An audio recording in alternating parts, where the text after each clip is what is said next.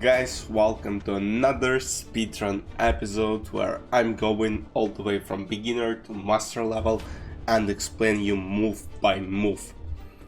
So let's go. The first game, Sullivan, opponent from US. T4, we usually play knight f6, bishop f4.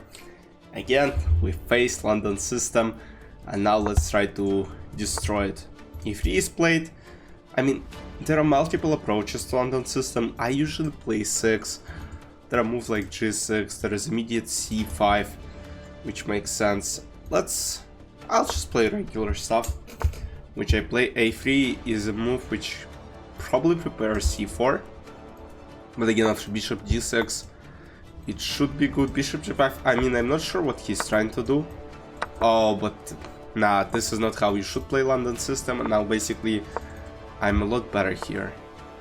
And unfortunately for my opponent, I think I have a huge advantage. Especially after this move, because let's say e5, knight b5, I can go bishop b8. I can just go maybe even d4. d4 again, knight f4 is losing. So bishop b8 probably, and after c takes d5, I might consider a5 this move. Definitely a5 break. I also might consider d4, but a5 looks really good, like, because I might play, let's say, bishop d3, which would be a mistake. Oh, but now I don't believe it's any good. Like, if I play e4 and, you know, set up a little trick, even b6 should work fine. Because look, I'm protecting a5, and at some point, you know, I might have idea of taking here. Of course, my rook is under attack right now, but let's say I go bishop a6 next, and then let's say queen c6 or something. This I plan to go knight b6, and something like queen b3 or queen c2 I can go a takes b4. You know, play simple, I have more development, and it's just very tough to play for white pieces. And after it takes before, I have a completely winning position, knight c7, and maybe rook a3 works fine, because now I'm up 2 pawns, one central pawn and one pawn on the side. Knight goes back to b5, and now, you know, we might consider something like, let's say, e4 or bishop f5 with the tempo, so we can play rook c8 as well. And, you know, the game will be over. It should be over pretty soon. Queen a2. And now it looks like rook c8 is just gotta be winning. Let's say queen a3. I mean, I might just play rook c2. Even knight c4.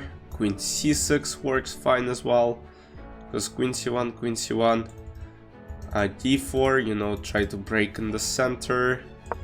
Yeah, this looks very good as well.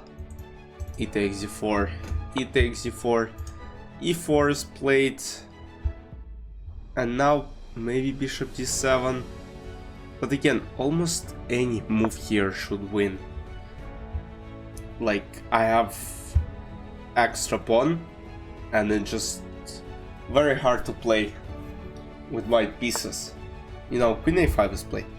He's trying to press my knight, but the problem is he's not really attacking, and I might play rook c1 right now, because it's a jack, king has to go here, and this should be very close to be over. Now I wanna go bishop g4, and if he goes f3, I have this queen f4 move, you know, trying to basically sneak into white's position. Bishop g4, and now queen f4. And queen f3 is a checkmate here.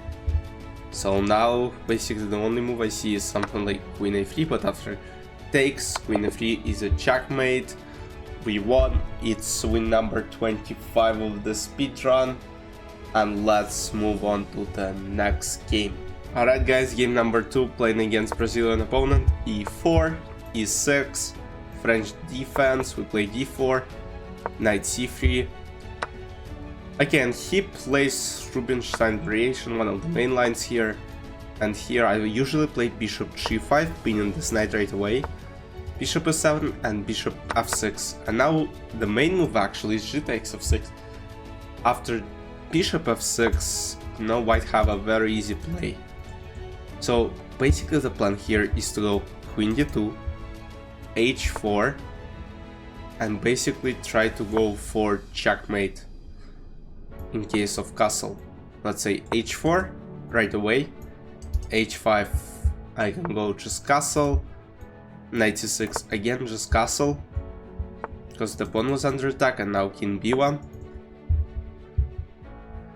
And in case of castle, we'll try again to go for maybe c3, you know, protect this pawn, make it more stable. And again, if some e5 happens, we can have d5, and then maybe d6 push as well.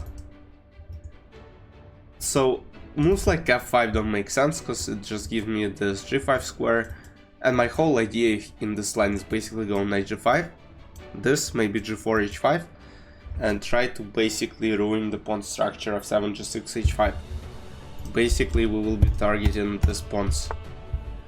So bishop d3, and again if I go d5, you know, I'm hitting this knight.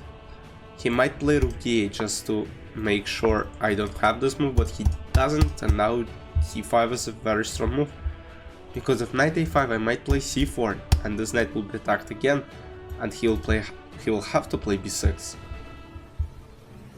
So, you know, it's getting slightly worse for black, but again, nothing too serious.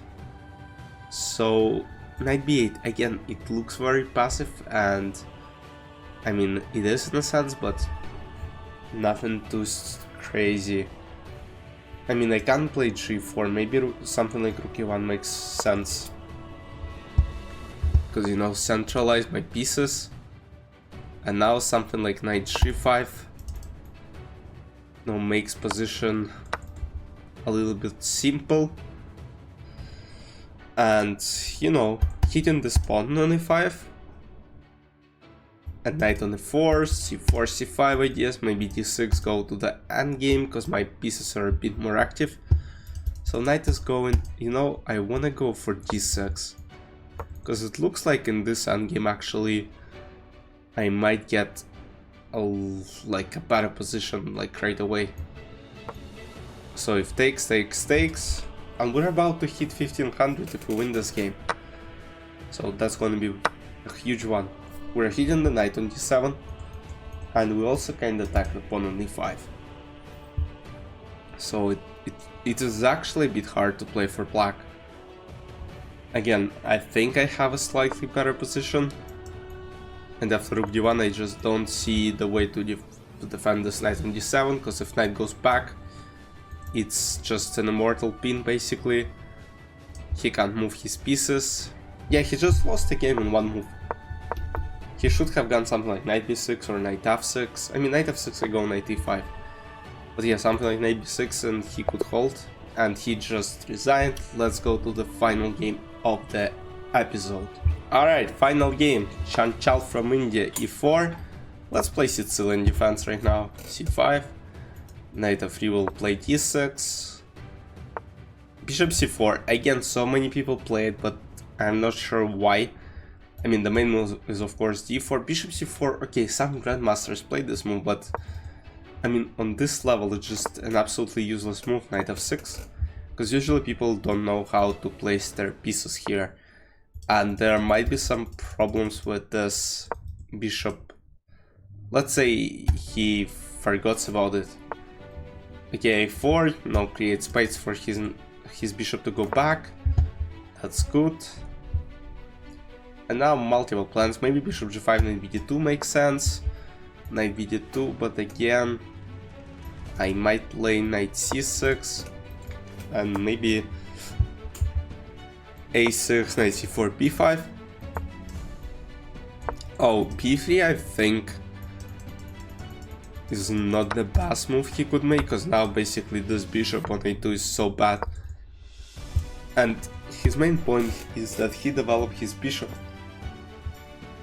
But after simple e5, I just lock this bishop over there and I have knight h5, knight f4 ideas. It just... it doesn't...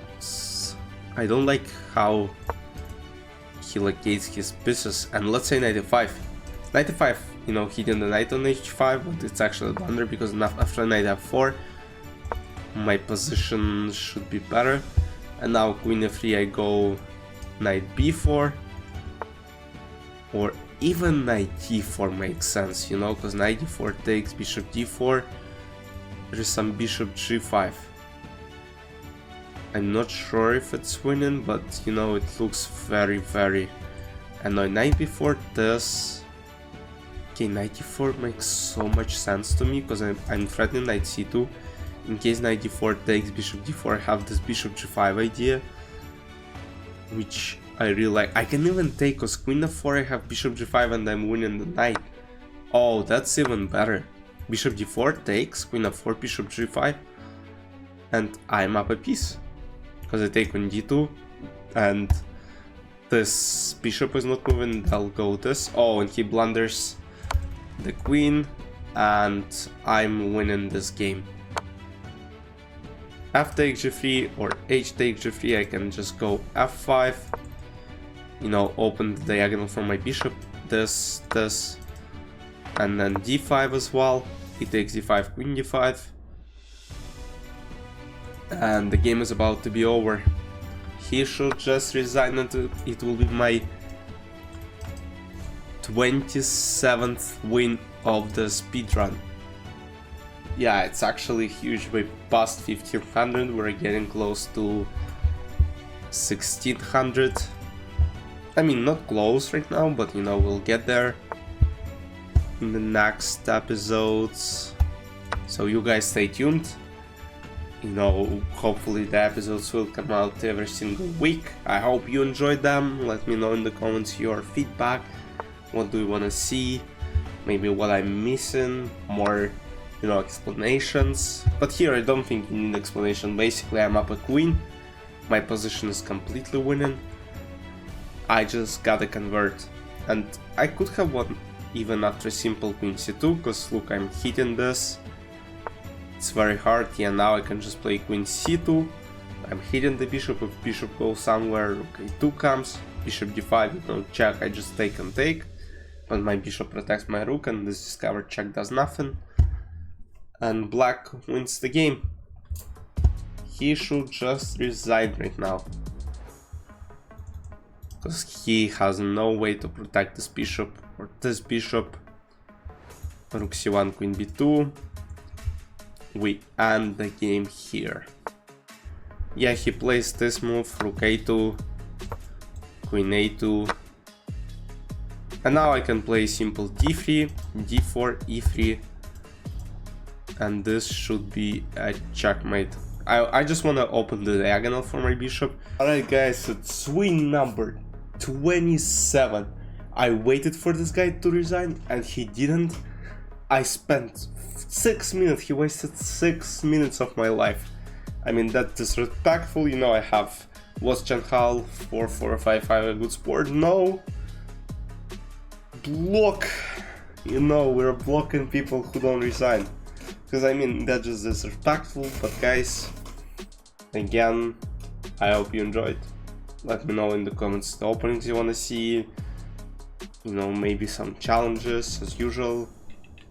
Bye bye.